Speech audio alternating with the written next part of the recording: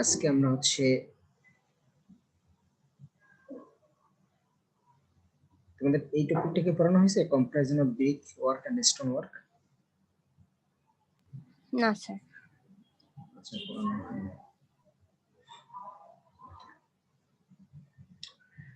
তো brick work বলতে কি বুঝি এবং স্টোন ওয়ার্ক বলতে কি বুঝি এবং তাদের ভিতরে কম্পারিজন করার আমরা চেষ্টা করি, কম্পেয়ার করব কোনটা ভালো কোনটা খারাপ।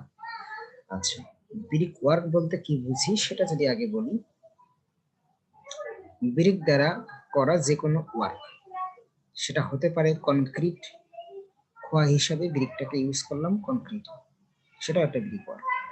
সেটা হতে পারে গাঁথুনি, ব্রিকের গাঁথুনি তোমরা শুনছো, একটা ব্রিকের সাথে আর একটা ব্রিক মর্টার দ্বারা যেটা কানেক্ট করে সেটাকে আমরা বলি ব্রিকের গাঁথুনি, যেটাকে ইংলিশে একটা নামকরণ করে।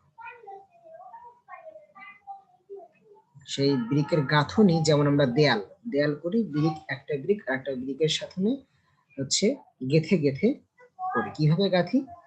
হচ্ছে মর্টার দ্বারা। তো এটাকে ইংলিশে বলে হচ্ছে ম্যাসনরি। এই যে গাথা, গাথাটাকে বলে হচ্ছে ম্যাসনরি স্ট্রাকচার। এখন সেটা তুমি ব্রিকেরও হতে পারে, ব্রিক গেথে গেথে করতেছো, অথবা আগের দিনে যেটা করতো স্টোন গেথে গেথে মানুষ হচ্ছে রাস্তা বানাইতো বা মানুষ হচ্ছে বিল্ডিং বানাইতো, বড় বড় স্টোনটাকে ঠিক মতো নিজেদের মাপে কেটে কেটে। যেমন পিরামিড, পিরামিড হচ্ছে কি বড় বড় স্টোন গুলাকে হচ্ছে কেটে কেটে রেক্টেঙ্গুলার সাইজের তারা বানাইতো, তারপরে একটা স্টোনের সাথে আরেকটা স্টোন গেথে গেথে গেথে গেথে পিরামিড বানাইছে। তো এটাকে বলে হচ্ছে, এই গাথাটাকে বলে হচ্ছে মেশনারি স্ট্রাকচার। এটুকু নিয়ে কারো কোনো কোশ্চেন আছে? মেশনারি কি জিনিস? শুনতে পাই নাই স্যার, আটকে গেছিল স্যার, আরেকবার বললে ভালো। মেশনারি মানে হচ্ছে একটা ব্রিকের সাথে আর একটা ব্রিক আমরা যে কানেকশন করি মর্টার দ্বারা, তারপরে দেয়াল বানাই, সেটাকে বলে হচ্ছে মেশনারি। সেটা বাংলায় বলে গাথা বা গাঁথুনি, ইটের গাঁথুনি। সেটা স্টোনেরও হতে পারে। এবার বুঝতে পারছো? জি স্যার। আচ্ছা, তো মেশনারি কি জিনিস বুঝলাম, তাহলে সেটা হতে পারে ব্রিক মেশনারি, হতে পারে সেটা স্টোন মেশনারি। মেশনারি ওয়ার্ডটা মনে রাখবা, আবার নামে ভুল করো না, স্পেলিং এ ভুল করো না। আচ্ছা,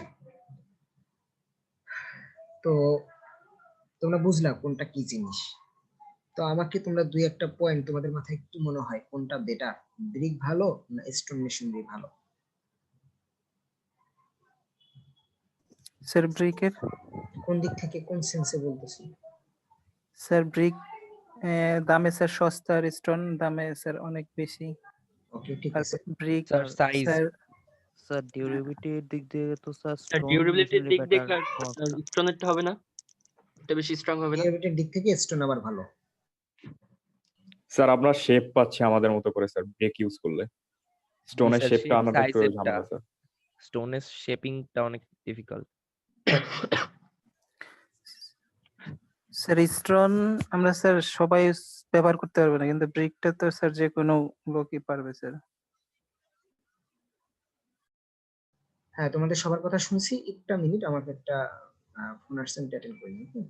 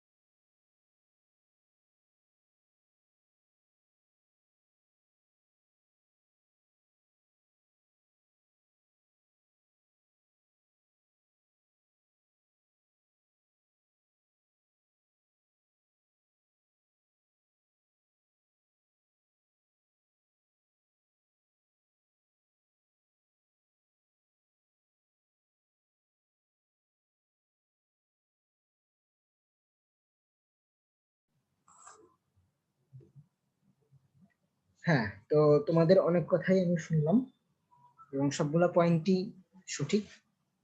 তোমরাই দেখলা কোনো কোনো ক্ষেত্রে বা কোনো কোনো সেন্সে ব্রিক ভালো, কোনো কোনো সেন্সে স্টোন ভালো। তো এটাই আসলে হচ্ছে বইতে সুন্দরভাবে আরো লেখা আছে। তো মানে সুন্দর সুন্দর পয়েন্ট বলছে অনেকে, দেখলাম সেই আগের দিনে পিরামিড যখন বানাইছে তখন কি হয়েছে, পিরামিড যখন বানাইছে একটা ব্রিক একটা স্টোনকে নিশ্চয়ই ওই শেপে পায় না, রেক্টেঙ্গুলার শেপে, সেটাকে তাকে বানাই নিতে অনেক কষ্ট হয়েছে। এখন আমরা সেটা আমাদের নিজেদের ইচ্ছা মতো করে সহজে বানাইতে পারি। ডিউরেবিলিটির কথা যদি চিন্তা করি, তোমরা ডিউরেবিলিটি বলো স্টোনের বেশি, হ্যাঁ স্বাভাবিকভাবে। তারপরে চিন্তা করো যদি হচ্ছে চিমনি ইউজ করি, চিমনি ইটের ভাটার যে চিমনি যেটা দিয়ে ধোয়া উড়ে, সেটাই স্টোন ভালো হবে না সেটাই ব্রিক ভালো হবে? আমার মনে হয় সেটাই হচ্ছে ব্রিক ভালো হবে। কারণ কি, ব্রিকটা অলরেডি পোড়া, যেহেতু সেটা অলরেডি পোড়া, সে আরো বেশি টেম্পারেচার সহ্য করতে পারে। আচ্ছা, এরপরে আর কি আছে, চিন্তা করো যে পিরামিডের গায়ে কোনো প্লাস্টারিং এর দরকার পড়ে না, এত এত হাজার বছর হয়ে গেছে, প্লাস্টারিং এর দরকার পড়ে না, পেইন্টিং এর দরকার পড়ে না, দেখতে ভালোই লাগে। বাট একটা ব্রিক ওয়ার্ক, সেটাকে প্লাস্টারিং এর দরকার আছে। আর কি কি পয়েন্ট, এরকম কিছু আরো আছে, হ্যাঁ তো তোমরা দেখে নিও, বুঝবা আশা করি সব জিনিস। আচ্ছা, এরপরে আসি নেক্সট কি আছে। নেক্সট হচ্ছে একটা ভালো ব্রিক কিভাবে চিনবা। বাজারে গেলা, ধরো তোমার বাবা তোমাকে নিয়ে গেল বিল্ডিং বানাবে, বা তোমার চাচা নিয়ে গেল তোমাকে, তুমি তো ইঞ্জিনিয়ারিং করতেছো, চলো যাই বাজারে যাই। বাজারে যে বললো হবু ইঞ্জিনিয়ার, বলো যে কোন ব্রিক কিনবো। তো আশা করি আজকের পর থেকে সেটা অ্যান্সার দিতে পারো। কি হতে পারে, জিজ্ঞেস করলো যে কিভাবে বুঝবো কোনটা ভালো ব্রিক কোনটা খারাপ। তাহলে ভালো ব্রিকের বৈশিষ্ট্য আগে যাই। তার কালারটা হতে হবে লালচে কালার, চেরি কালার। এক জায়গায় হালকা কালার আর এক জায়গায় অন্য কালার, এরকম হওয়া যাবে না। মেয়ের একটা কথা বলে দেখবা, যে তোমরা হয়তো জানো না বা অনেকেই জানো, শেড, বিভিন্ন শেডের কালার, একই কালারের, ধরো হচ্ছে যদি বলি লাল কালারের বিভিন্ন শেড আছে। তো ব্রিকেরও এরকম বিভিন্ন শেড থাকা যাবে না, সব এক শেডের হতে হবে। তো তার মানে কি, সব জায়গায় সমানভাবে পড়তে হবে, এক এক জায়গায় এক এক রকম কালার থাকলে চলবে না। শেপ যদি চিন্তা করি, তার শেপটা হতে হবে ইউনিফর্ম। ইউনিফর্ম কথাটার মানে হচ্ছে যে সব জায়গায় সেম জিনিস বা সেম প্রপার্টি থাকতে হবে।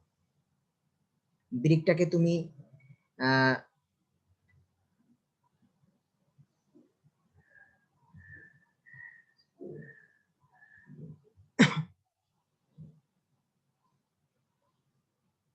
একটা ব্রিক আছে, ব্রিকটাকে তুমি এখানে কাটলে যে প্রপার্টিস পাবা, এখানে কাটলেও সেই একই প্রপার্টিস পেতে হবে, এখানে কাটলে সেই একই প্রপার্টিস পেতে হবে, তাহলেই সেটাকে বলে ইউনিফর্ম। ইউনিফর্ম প্রপার্টিস, সব জায়গায় সেম প্রপার্টিস আছে। কনক্রিট কি একটা ইউনিফর্ম ম্যাটেরিয়াল না? ম্যাটেরিয়াল না। Uniform material.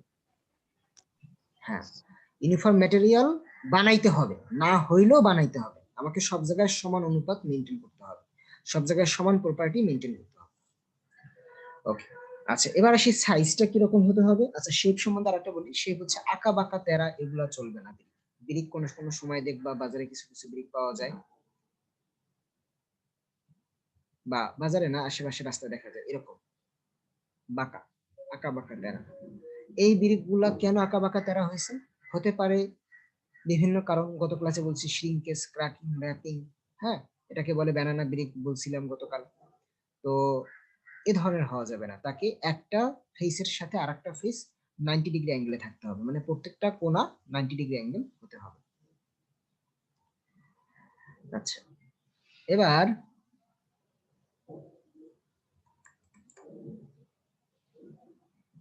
তার সাইজ, সাইজ কত হওয়া উচিত?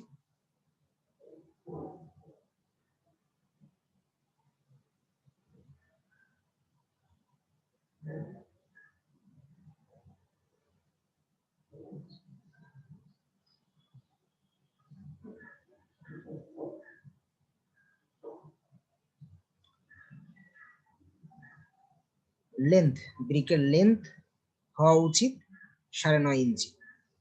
কার অনুসারে? পিডব্লিউডি। পিডব্লিউডি মানে কি জানো?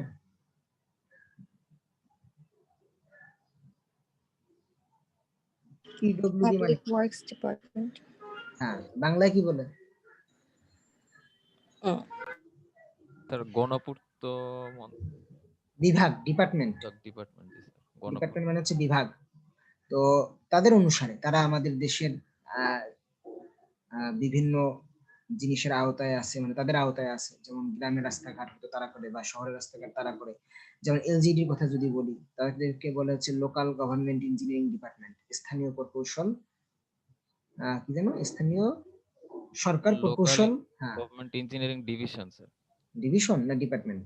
যাই হোক, যেটাই হোক, ডিভিশন ডিপার্টমেন্টের মধ্যে পার্থক্য আছে। ওকে, তো সেটা হচ্ছে স্থানীয় সরকার প্রকৌশল অধিদপ্তর, অধিদপ্তর বলে। হ্যাঁ, প্রকৌশল বিভাগ বলে। যাই হোক, তো তাদের কাজ হচ্ছে কি এক একটার এক একটা রেঞ্জ আছে। যেমন পিডব্লিউডি হতো, কথার কথা, আমি শিওরলি বলতে পারতেছি না, কথার কথা, যে পিডব্লিউডি হয়তো শহরের রাস্তা মেনটেন করে, এলজিডি হয়তো গ্রামের রাস্তা মেনটেন করে বা উপজেলা পর্যন্ত মেনটেন করে, ইউনিয়ন পরিষদ হয়তো গ্রামের রাস্তা মেনটেন করে। এরকম হচ্ছে কথাবার্তা আছে। সিটি কর্পোরেশন যেমন সিটি এলাকা নিয়ন্ত্রণ করে, এরকম। আচ্ছা, তো এখন লেন্থ হওয়া উচিত তাহলে 9.5 ইঞ্চি, 4.5 ইঞ্চি হবে তার উইথ, আর ডেপথ হওয়া উচিত 3.5 ইঞ্চি মর্টার ছাড়া। মর্টার সহ যদি চিন্তা করি আমি, তাহলে 10 ইঞ্চি, 5 ইঞ্চি, 3 ইঞ্চি, 10, 5, 3 মর্টার সহ। এটা একটা স্ট্যান্ডার্ড ব্রিকের সাইজ। এভাবেই ব্রিক ফ্যাক্টরিতে বানাইতে হবে। তুমি উল্টাপাল্টা সাইজ বানাইলে বাংলাদেশে এটা চলবে না, বা ইন্ডিয়ান সাইজ অনুসারে বাংলাদেশে যদি পরীক্ষায় লেখা তা তো হবেই না, বানানো তো চলবে না। আচ্ছা, এবার আসি তার স্ট্রেংথটা কত হওয়া উচিত। স্ট্রেংথটা নরমালি এভারেজে তার 2500 পিএসআই স্ট্রেংথ হওয়া উচিত একটা ব্রিকের, কম্প্রেসিভ স্ট্রেংথ। কনক্রিটের স্ট্রেংথ কত বলতে পারবা? Sir 3000 PSI. হ্যাঁ, তো কনক্রিট এবং ব্রিক দেখা যাচ্ছে যে বেশি পার্থক্য নাই, কিন্তু কনক্রিটে যতটা প্রেসার আসে, ব্রিকে কি ততটা প্রেসার আসে কখনো ব্রিকের দেয়ালে? না স্যার। হ্যাঁ, এত কিন্তু প্রেসার ব্রিকে আসে না, কিন্তু তার মানে চাইলে ব্রিক এই তো প্রেসার নিতে পারে। আমরা বেশ ভালোই ব্রিকের প্রেসার স্ট্রেন্থ নিয়ে আমাদের অসুবিধা নাই, মানে চিন্তা করার দরকার নেই। কিন্তু চিন্তা করার দরকার আছে কখন? যখন একটা ব্রিকের সাথে আরেকটা ব্রিক লাগাবা। এই যে লাগানোটা যে লাগাবা, এখানে মাঝখানে মর্টার দিবা, এই মর্টারের কারণে, বন্ডিং এর কারণে, বন্ডিংটা যদি তুমি ঠিক মতো না দাও, তখনই হচ্ছে সমস্যা হবে। তখনই স্ট্রেন্থটা 2500 থাকবে না, তখন ওই ব্রিক দেয়ালের স্ট্রেন্থটা আরো কমে যাবে। আচ্ছা, এবার আসে একটা ব্রিকের ওজন হচ্ছে 6 থেকে 7 পাউন্ড। নির্দিষ্ট ওজন থাকতে হবে 2.7 কেজি বাংলাদেশ অনুসারে, বা 6 থেকে 7 পাউন্ড। তার unit weight 2000 KG per metre cube. আর আরো অনেক পয়েন্ট আছে, এখানে তো সব লেখা নাই, বইতে পাবো আরো অনেক অনেক পয়েন্ট আছে। দুই একটা পয়েন্ট যদি আমি মনে করার চেষ্টা করি। আরেকটা ভালো পয়েন্ট, সেটা হচ্ছে তুমি ধরো বাজারে গেলা তোমার আব্বা বা চাচার সাথে, ব্রিক দেখলা, ব্রিক দেখে কিভাবে বুঝবা যে এটা ভালো না খারাপ? ইনস্ট্যান্ট কিছু টেস্ট করা। কি টেস্ট করা যায়? দুইটা ব্রিক নিয়ে তুমি টাক দিলা, টাক দিলে যদি একটা মেটালের মতো আওয়াজ হয়, তার মানে ব্রিকটা ভালো। যদি অন্য আওয়াজ হয়, তার মানে ব্রিকটা ভালো না। তারপরে তুমি ব্রিকের গায়ে নখ দিয়ে আঁচড় কাটার চেষ্টা করলা, যদি আঁচড় কাটতে না পারো তাহলে ভালো। কিছু ল্যাবের টেস্ট করে দেখতে হতে পারে, যে ল্যাবে গিয়ে, যেটা ফিল্ডে হয়তো করতে পারবো না, ল্যাবে নিয়ে গিয়ে টেস্ট করতে হবে, সময়ের ব্যাপার। যেমন ব্রিকে লবণ থাকা যাবে না বেশি, কত পার্সেন্ট লবণ থাকতে হবে তার একটা নির্দিষ্ট রেঞ্জ বইতে দেওয়া আছে, 2.5% আমার যতটুকু মনে করতেছে। ব্রিক বেশি পানি অ্যাবজর্ব করতে পারবে না, একটা নির্দিষ্ট লিমিট দেওয়া আছে। 20%-এর চেয়ে বেশি পানি অ্যাবজর্ব করলে সেটা ভালো ব্রিক না। তো এরকম আরো অনেক জিনিস তোমাদের বইতে দেওয়া আছে। বাকিটা আশা করি তোমরা বুঝতে পারছো টপিকটা কি জিনিস। এবার আসি, কি কি প্রপার্টিজ আমার জানা দরকার ব্রিকের, কোন কোন প্রপার্টিজ আমার জন্য ইম্পর্টেন্ট। প্রথমেই আসি হচ্ছে অ্যাবজর্পশন ক্যারেক্টারিস্টিক্স, মানে হচ্ছে কথাই বোঝা যাচ্ছে যে পানি কতটুকু অ্যাবজর্ব করবে। অ্যাবজর্পশন ক্যারেক্টারিস্টিক্স, একটা ব্রিক কতটুকু পানি অ্যাবজর্ব করবে। তারপরে আছে হচ্ছে কম্প্রেসিভ স্ট্রেংথ, মানে হচ্ছে একটা ব্রিক কম্প্রেশনে কতটা লোড নিতে পারবে, টেনশনে না। টেনশনে ব্রিক কত নিতে পারে বলতে পারো? তোমরা বললা একটু আগে যে 3000 পিএসআই কনক্রিট নিতে পারে স্ট্রেংথ, সেটা কিন্তু কম্প্রেশনে না টেনশনে?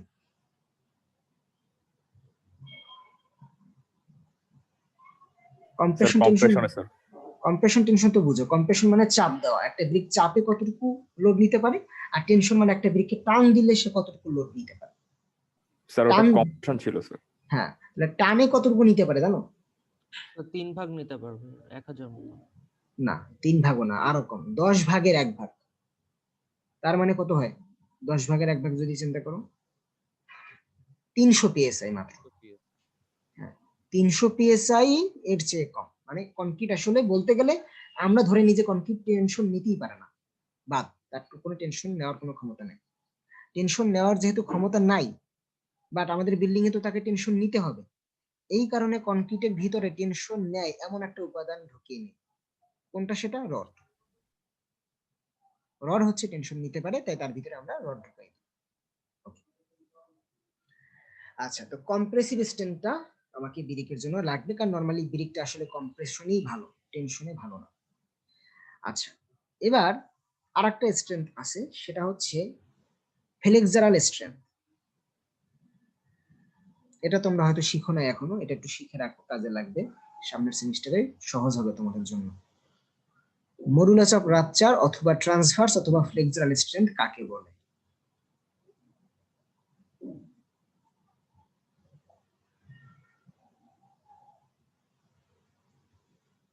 তোমাদের ল্যাবে তোমাদের মনে হয় ইউটিএম মেশিন দেখানো হয়েছে নাকি? দেখছো, যেটা দিয়ে লোড দেয়? জি স্যার। হ্যাঁ, তাহলে ইউটিএম মেশিনটা দেখতে কিরকম? এদিক থেকে চাপ দেয়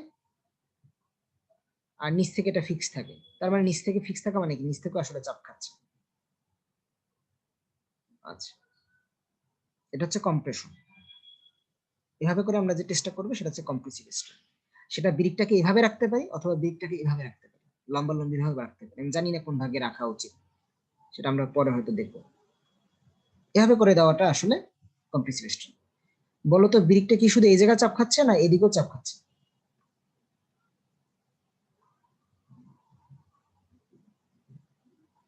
তার ফুল এরিয়া জুড়েই তো চাপ খাচ্ছে নাকি? জি স্যার। তো সেটাকে আমরা কনভার্ট করে মেকানিক্সের ক্ষেত্রে তোমরা দেখছো, কনভার্ট করে আমরা এতগুলো ফোর্স না দিয়ে আমরা দেখাই কি একটা, এতগুলো না দেখে আমরা দেখাই কি একটা, আসলে বোঝার কথা। এটাকে বলে হচ্ছে কম্প্রেসিভ স্ট্রেন্থ। সব জায়গায় সমানভাবে চাপ দিলে আসলে তার ভিতরে কম্প্রেশন আসে। কিন্তু ধরো একটা ব্রিক আছে, ব্রিকটার এপাশে একটা সাপোর্ট দিলা, এপাশে একটা ব্রিকটাকে সাপোর্ট দিলা, মাঝখানে তোমার হাত দিয়ে একটা চাপ দিল, ওই যে অনেকে টিভিতে দেখো না যে হাত দিয়ে ব্রিক ভেঙে ফেলতেছে, তো বলতো সেক্ষেত্রে ব্রিকটা কি কম্প্রেশন নিচ্ছে না আসলে বেন্ডিং নিচ্ছে? ব্রিকের উপরে কোনটা আসতেছে? Sir bending sir. Bending sir. আসবে। বেন্ডিং আসতেছে, এরকম বেন্ড হয়ে যাচ্ছে। আগের বার কিন্তু এরকম বেন্ড হয় না, কম্প্রেশনে তোমরা দেখছো, কম্প্রেশনে এভাবে বেন্ড হয় না, বেন্ড হয়ে যাচ্ছে। তো এই বেন্ডিং এর মাধ্যমে যদি তুমি স্ট্রেন্থ বের করো, সেই স্ট্রেন্থটাকে বলা হচ্ছে ফ্লেক্সারাল স্ট্রেন্থ। ফ্লেক্সার কথাটার মানেই হচ্ছে বেন্ডিং। তোমাদের 1 বছর পরের পড়াটা আমি পড়াই দিলাম, 1 বছর পরে কেউ যদি জিজ্ঞেস করে, লাগবে তোমার ফ্লেক্সারাল ওয়ার্কটা শুনতেই হবে। এখনো তোমরা হয়তো শুনতেছো, 2 বা 2 শিখবা ফ্লেক্সারাল স্ট্রেস বের করা, বেন্ডিং স্ট্রেস বের করা, এটা আসলে বেন্ডিং। বেন্ডিং মানে ফ্লেক্সার। এখন কেন এটা শিখিয়ে দিচ্ছি? কারণ এখন এটা আমাকে শেখানো দরকার, পরবর্তীতে যে আবার স্যারকে যেন কোশ্চেন না করে, তখন তোমার স্যার জিজ্ঞেস করবে পিছনের পড়া, যে পিছনে কি পড়ে আসছে, ফ্লেক্সার কথাটা শুনছো, ফ্লেক্সারাল স্ট্রেন্থ কি, কম্প্রেসিভ স্ট্রেন্থ কি, এগুলো তখন সে শিখাবেন। আচ্ছা, ওকে। আচ্ছা, তো স্যার আরেকবার একটু বলবেন স্যার ফ্লেক্সারটা? ফ্লেক্সার মানে হচ্ছে বেন্ডিং। বেন্ডিং এর মাধ্যমে যদি তুমি টেস্ট করো তাহলে সেটাকে বলে ফ্লেক্সারাল স্ট্রেন্থ। এই যেমন এখন একটা বিমটাকে এই পাশে একটা সাপোর্ট দিছি, এই পাশে একটা সাপোর্ট দিছি, সাপোর্ট দেওয়ার পরে এবার আমি এখান থেকে একটা লোড দিছি, ধরো একটা, একটা নয় অনেকগুলো লোড দিতে পারো, ইউনিফর্ম লোড দিতে পারো, ধরো দিলে সে আসলে বেন্ড হবে, কারণ তার সব জায়গাটায় সাপোর্ট নাই। আগের বার সব জায়গাটায় সাপোর্ট ছিল, তাহলে এই কারণে কি বেন্ড হয় নাই। এবার মাত্র 2 জায়গায় সাপোর্ট, এলে মাঝখানে বেন্ড হবে। তো বেন্ডিং এর মাধ্যমে স্ট্রেংথ কি মনে হয় তোমাদের, কম্প্রেসিভের চেয়ে কম হবে না বেশি হবে?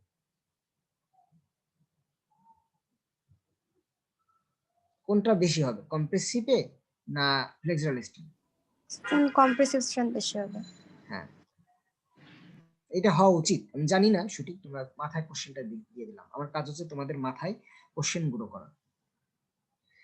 আচ্ছা, স্যার রাপচার আর ট্রান্সভার্স কি সেম সেম একই টার্ম কথা, স্যার? হ্যাঁ, modulus of Okay, sir. Rupture অথবা ট্রান্সফার্স বলে, বাট আমি একটু কনফিউশনে আছি আর কি। বইতে আমি দেখলাম সেম লেখা, কিন্তু তোমরা 2-1-এই হচ্ছে মনে হয় কনক্রিট টেস্ট করবা, সেই টেস্টটা মনে হয় তোমাদের ল্যাবে করানো হয় না। সিলিন্ডার টেস্ট করছো, করো নাই তো তোমরা? কনক্রিটের কম্প্রেসিভ স্টিম টেস্ট 2-1-এ এই যে চলতেছে না যেটা, স্যার। স্যার করো নাই? এটা তো করি না স্যার, কমপ্লেক্স ওয়াটারের করছি স্যার। হ্যাঁ, তো সেখানে হয়তো তোমাকে আপাতত ধরে নাও যে তোমরা এইটাই লেখো, ঠিক আছে, এই ফ্লেক্সার স্ট্রেংথ বা মডুলাস অফ রাপচার। আমি একটু কনফিউশনে আছি এখানে, ধরে নাও আপাতত মোটামুটি সেম, ই হতেও পারে, চেঞ্জ হতেও পারে অন্যটার জন্য, আপাতত এই দুটো বুঝলেই হবে। ওকে, এবার আসি লাস্ট যেটা, resistance to freezing and thawing. এর মানে কি? ফ্রিজিং মানে হচ্ছে বরফ হয়ে যাওয়া, থয়িং মানে হচ্ছে গলে যাওয়া। যেমন বাইরের দেশে যদি বরফ হয়, বরফের দেশ থাকে, তাহলে তাদের হচ্ছে বেশিরভাগ সময়টাই বরফ পড়ে থাকে, তার মানে বিরিকের মধ্যে যেসব পানি টানি আছে তারাও বরফ হয়ে যায়, আবার যখন এটা গলে যায় তখন বিরিকের ভিতরে পানিটাও গলে যায়। এরকম বারবার যদি ফ্রিজ হয় তারপরে যদি গলে যায়, তাহলে আসলে ব্রিকটা দুর্বল হয়ে যায়। তো এই দুর্বলতা কোন ব্রিকের কম আছে না বেশি আছে আমাকে সেটা চেক করতে হবে, যে ব্রিকের কম আছে সেটাই আমি ইউজ করব। তো এটা হচ্ছে আমাকে মেজার করতে হবে, আমি আগে বুঝলাম যে কোন কোন জিনিসটা কোনটার মানে কি, এরপর আমাকে এটা বুঝতে হবে যে কেন এটা জানা দরকার, কিভাবে আমরা এটা বের করব, কিভাবে আমরা এটা টেস্ট করব। হ্যাঁ, কোন ব্রিকটা রেজিস্ট্যান্স ভালো করতেছে ফ্রিজিং থয়িং এ, কোন ব্রিকটার ফ্লেক্সার স্ট্রেংথটা কিভাবে টেস্ট করা উচিত, এটা একটা মোটামুটি ধারণা দেওয়ার চেষ্টা করব। কিন্তু এটার বিস্তারিত তোমরা হচ্ছে বইতে পাবা, এবং তোমাদের ল্যাবে হয়তো একটা বা দুইটা টেস্ট করানো হতে পারে ব্রিকের।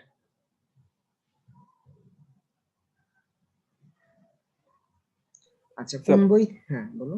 থয়িং টার্মটা স্যার কি? থয়িং মানে হচ্ছে গলে যাওয়া, ফ্রিজ মানে হচ্ছে বরফ পড়ে যাওয়া, সেই বরফটাই যদি গলে যায় তখন সেটাকে বলে থয়িং। Okay sir. আচ্ছা, কোথা থেকে পড়তে বলতেছিল?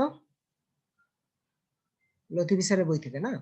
তো লতিফ স্যারের বইয়ের স্ক্যান কপি আমার কাছে একটা আছে, মানে আমি স্ক্যান করে নিছি আর কি নিজে তোমাদের পড়ানোর জন্য। তো সেখানে যদি আমি যাই, আগে বই থেকে দেখাইতাম না, এখন যেহেতু সুবিধা আছে তো বই থেকে দেখাই চিন্তা করছি। ফিজিক্যাল প্রপার্টিস অফ ব্রিক, দেখো আমি যে সব পয়েন্ট লিখতেছি আমি কিন্তু নিজে বানাই লিখি না, সব বই থেকেই নেওয়া। ওকে, তো এখানে অবশ্য সেম কথা বলছে, transverse flexor modulus of rupture একই জিনিস বলছে। ওকে, প্রথমটা আমি আগে যদি আসি, কোনটা কি মানে এটা আমরা বুঝলাম, অ্যাবজর্পশনটা নিয়ে যদি বিস্তারিত আলোচনা করি, তার আগে অ্যাটেন্ডেন্সটা একটু নিয়ে নিই, দাঁড়াও। অ্যাটেন্ডেন্সটা দিতে থাকো।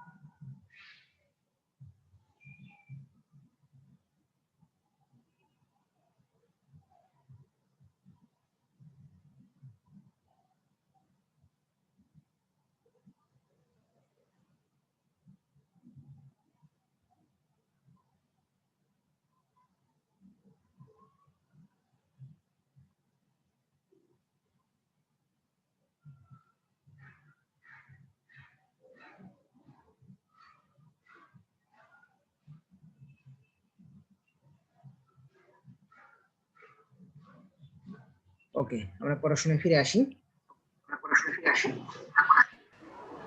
স্যার আমার অ্যাটেন্ডেন্সটা একটু বাজাচ্ছে স্যার, ওই নেট সমস্যা তো। এতক্ষণ যে আমি কথা বললাম তখন অ্যান্সার দিলা না কেন? স্যার নেটে প্রবলেম। আমি তো অ্যাটেন্ডেন্স 1 মিনিট ধরে নিই নাই, তার মাঝখানে অনেক কথাবার্তা বলছি। আর একটু যদি দেখতেন স্যার।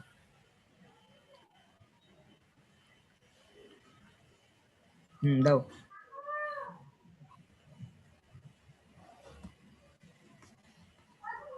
আচ্ছা, তো অ্যাবজর্পশন ক্যারেক্টারিস্টিক্স কি জিনিস আগেই বুঝছি, যে ব্রিক কতটা পানি অ্যাবজর্ব করবে সেটা। আচ্ছা, ব্রিক কতটা পানি অ্যাবজর্ব করবে সেটা কিভাবে বের করা যায় একটু চিন্তা করো তো তোমরা। একটা ব্রিক কতটুকু পানি অ্যাবজর্ব করছে কিভাবে তোমরা টেস্ট করতে পারো? স্যার স্যার ফার্স্টে একটা নির্দিষ্ট পরিমাণ ড্রাই পানির মধ্যে ব্রেকটাকে করে স্যার, ড্রাই ব্রেকটা রেখে হ্যাঁ, যে যে পানির ওজনটা মেপে স্যার। হ্যাঁ, আমরা প্রথমে কি করব, ব্রিকটাকে একটা শুকনো অবস্থায়, বা প্রথমে আমি এটাকে ভিজাইলাম, প্রথমে আমরা ভিজাইলাম, ভিজানোর পরে ওজনটা নিলাম, এরপরে সেটাকে ওভেনে বা যেভাবে হোক এটাকে অনেক ড্রাই করার চেষ্টা করলাম, তারপর ওজনটা মাপলাম। দুই ওজনের পার্থক্য বাদ দিলেই আমি পেয়ে যাব যে পানি কতটুকু অ্যাবজর্ব করছে। তো সেটা পানি কয় গ্রাম অ্যাবজর্ব করছে, সেই পানি কয় গ্রাম অ্যাবজর্ব করছে সেটাকে আমি যদি পরবর্তীতে পার্সেন্টেজে নিয়ে আসি, তার ওজনের পার্সেন্টেজে, ড্রাই ওয়েটের পার্সেন্টেজে নিয়ে আসি, তখন সেটাকে আমি পার্সেন্টেজে পাবো যে এই ব্রিকটা তার ওজনের এত পার্সেন্ট পানি অ্যাবজর্ব করছে। আচ্ছা, সূত্রটা কি? সূত্রটা এখানে হয়তো পরে তোমরা বুঝতে পারবে সূত্রটা, অথবা সূত্রটা তুমি হচ্ছে আগের চ্যাপ্টারে আমরা ময়েশ্চার কন্ডিশন বের করছি সেখানের সূত্রটার সাথে মিলে নিতে পারো, যে কতটুকু পানি ই করছে, শোষণ করছে, ডিভাইডেড বাই হচ্ছে শুকনো ওজন ইনটু 100, তাহলে তুমি পেয়ে যাবা অ্যাবজর্ব কতটুকু করছে।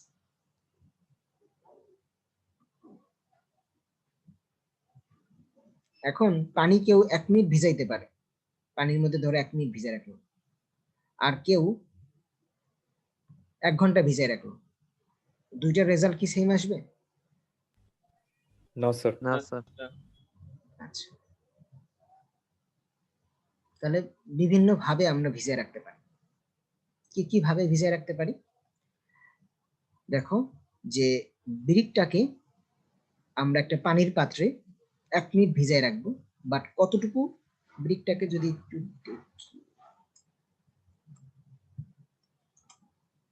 ব্রিকের কয়টা ফেস থাকে? ব্রিকের স্যার 6টা। 6টা ফেস থাকে। যে কোনো একটা ফেস, কোন ফেজ আমি জানি না, সেটা তোমাদের ল্যাবে হতে বলবে। ধরো যে কোনো একটা ফেজ, বা এখানে বই পড়ে বুঝবা কোন ফেজটাকে, যে কোনো একটা ফেজকে তার 1/8 ইঞ্চি, তার মানে হচ্ছে এতটুকু, এতটুকু পর্যন্ত পানি ভিজাই রাখবো, 1/8 ইঞ্চি পানির মধ্যে ডুবাই রাখবো, পুরো ব্রিকটাকে ডুবাবো না, 1/8 ইঞ্চি পানির মধ্যে ডুবাই রাখবো, তার ফেসটাকে ডাউন রেখে, মনে হচ্ছে তার হচ্ছে বটম ফেসটাকে বলতেছে। তো তাহলে একটা রেজাল্ট পাবো, সেভাবে আমরা টেস্ট করতে পারি। আর একটা পদ্ধতি হচ্ছে যে টোটালি ব্রিকটাকে, পুরো ব্রিকটাকে একটা বালতির মধ্যে ডুবাই রাখলাম, কথার কথা, সেটার মধ্যে 24 ঘন্টা ডুবাই রাখলাম, তাহলে এক ধরনের রেজাল্ট পাবো। এখন বলো, তোমরাই বললো যে এই উপরেরটা এবং নিচেরটা রেজাল্ট কম্পেয়ার করা যাবে, নিজেদের ভিতর কি কম্পেয়ার করা যাবে? ধরো এটা দিয়ে আসছে রেজাল্ট 10%, আর এই দিয়ে আসতেছে 15%। এখন একটা ব্রিক এইভাবে টেস্ট করলো আর একটা ব্রিক এইভাবে টেস্ট করলো, দুইটার ভিতরে কি কম্পেয়ার করতে পারবা? না স্যার, দুইটার নিজেদের ভিতরে হবে না। নিজেদের ভিতরে হবে না। চিন্তা করো, বুয়েট আর হাসিনুল্লাহ, বুয়েটের সিজিপিএ আর হাসিনুল্লাহর সিজিপিএ কম্পেয়ার করতে পারবে না, তোমাকে আলাদা পরীক্ষা নিতে হবে। তো সেই জিনিসটা এখানে, যে আমি বিভিন্ন, তাহলে আমাকে যদি পরীক্ষা মানে কম্পেয়ার করতে হয়, তাহলে কি করতে হবে? সবগুলো ব্রিককে একই পদ্ধতিতে কি করতে হবে? মেজার করতে হবে। ওকে, আচ্ছা, তো এখন আমি 24 ঘন্টা ভিজে রাখতে পারি, 48 ঘন্টা আবার ভিজে রাখতে পারি, এক এক পদ্ধতি বলছে। আবার এতক্ষণ ঠান্ডা পানিতে ভিজাইছি, আবার এখানে বলছি এবার গরম পানি মানে কি, ফুটন্ত পানিতে 5 ঘন্টা ভিজাই রাখবো, তারপরে তাকে ঠান্ডা করে তার ওজনটা নিব। এখন তোমাদের কাছে কোশ্চেন, যে আমি ধরো 5 ঘন্টাই ভিজাই রাখবো, একটা ঠান্ডা পানিতে একটা গরম পানিতে, কোনটায় বেশি পানি অ্যাবজর্ব করবে? স্যার ঠান্ডাই। ঠান্ডা পানি। নেক্সট ক্লাসে এসে আমাকে এটা একটু অ্যান্সার দেওয়ার চেষ্টা করবা, হ্যাঁ, এটা একটু নিজেরা চিন্তা ভাবনা করবা যে কোনটায় কোন অবস্থায় বেশি পানি শোষণ করবে। আচ্ছা, এবার আসি, এখানে একটা ওয়ার্ড লেখা আছে পোরোসিটি। পোরোসিটি মানে কি বুঝো? এই একটা ব্রিক, তার ভিতরে বিভিন্ন ফাঁকা জায়গা থাকে, আমরা জানি, আমরা চাই না ফাঁকা জায়গা থাকুক, বাট আমরা পারি না আসলে ফাঁকা জায়গা ভরাট করতে, কিছু কিছু ফাঁকা জায়গা থেকেই যায়, যেটাকে আমরা পোর বলি। সেই পোরটাকেই বলে পোরোসিটি। পানিটা অ্যাবজর্ব করে কোথায় রাখবে? পোরের মধ্যেই তো রাখবে। তো পোর বেশি হইলে অ্যাবজর্পশন ক্যাপাসিটি কি বাড়বে নাকি কমবে? অ্যাবজর্ব বেশি করবে না কম করবে? পারবে। বেশি করবে। পোর কম হলে অ্যাবজর্বও কম করবে। বাট তার মানে এটা না যে porosity and absorption is same, different আছে কিছুটা, তোমরা বই পড়লে বুঝতে পারবে। বাট রিলেটেড আছে, যে হ্যাঁ একটা পোরোসিটি এবং এর মধ্যে একটা রিলেশন আছে অ্যাবজর্পশনের মধ্যে, বাট দুইটা সেম না, হুবহু বলা যাবে না সেম। ওকে, স্যার অ্যাবজর্পশন কম হওয়া ভালো নাকি বেশি? বললাম না যে কম হওয়া ভালো, বেশি হওয়া যাবে না। তো বেশি পানি অ্যাবজর্ব করলে কি হবে? বললাম না যে মোটর থেকে পানি নিয়ে যাবে, মোটর থেকে পানি নিলে কি অসুবিধা হবে না? গত ক্লাসে বলছি না নাকি বলি নাই? না স্যার। বলি নাই। আচ্ছা তাহলে দেখো ভুলে যেতে পারি। ধরো এখন অ্যাবজর্ব, যদি একটা ব্রিক তার অ্যাবজর্পশন ক্যাপাসিটি অনেক বেশি, তো সেই ব্রিকটা কি করবে, এখানে যে আমি ধরো এর উপরে মোটর দিয়ে আরেকটা ব্রিক কানেক্ট করবো, সেই মোটর থেকে পানিটা নিজে শোষণ করে নিয়ে যাবে, তাহলে মোটরে পানির পরিমাণটা কমে যাবে। মোটরে পানির পরিমাণটা কমে গেলে মোটরের ভিতরে যে সিমেন্টের স্ট্রেংথ বাড়ার জন্য যে ক্যালসিনেশন বিক্রিয়া দরকার, সেই বিক্রিয়াটা হবে না? হবে না?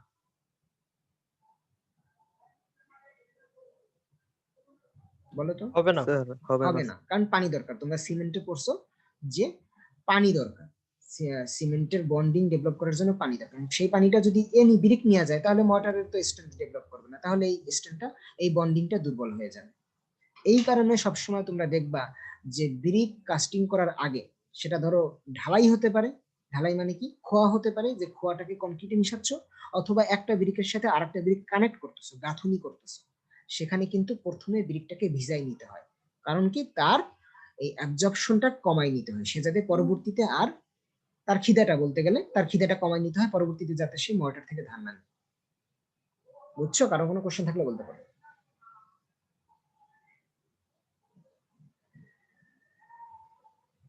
কার কোনো কোশ্চেন আছে? আচ্ছা আচ্ছা, আজকে এই পর্যন্তই থাক।